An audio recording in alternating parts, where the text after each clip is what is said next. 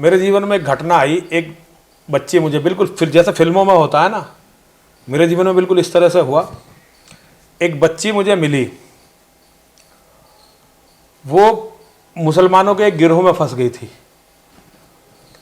हुआ ये था कि उस बच्ची की दोस्ती एक मुसलमान लड़की से थी जो गांव में की थी या जैसे भी था, अब मुझे इतना ध्यान भी नहीं। उस मुसलमान लड़की ने उसकी दोस्ती अपने भाई से करवाई और फिर दोनों में प्रेम हुआ, फिर फ़ोटो खींचे, फिर और बहुत सारे लड़कों के साथ उसे रहना पड़ा। मतलब एक बहुत अजाब सा उसके जीवन में आया, बहुत बुरा समय उसने देखा। ये बात उसने मुझे बताई।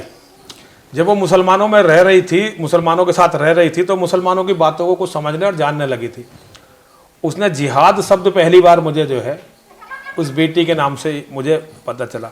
जब वो मुझे अपनी कहानी बता रही थी, तो आपको शब्द बुरा ना लगे, तो मुझे ये लगता था उस समय जब वो मेरे से बात कर रही होती थी कि ये आवारा बदचलन औरत है और ये बिना मतलब जो है मुसलमानों को बदनाम कर रही है। मेरे को ये लगता था। वो मुझे 3 या 4 बार मिली होगी। 3-4 बार में उसने मुझे अपनी यही बातें बताई। एक दिन मुझे पता चला कि उस लड़की ने आत्महत्या कर ली। विक्रम भाई, जब उसने आत्महत्या कर ली तब मैंने उसकी बातों पर ध्यान दिया बहुत गंभीरता से।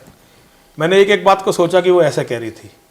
आज भी विक्रम भाई शायद ही कोई दिन हो जब मैं सपने में उस लड़की को नहीं देखता, और मुझे लगता है कि अगर मैं उसकी बात को उस समय गंभीरता से लेता तो शायद वो आत्महत्या नहीं करती। उसकी बातों को गंभीरता से लेने के बाद मैंने कुरान को पढ़ना शुरू किया इस्लाम को जानने के लिए।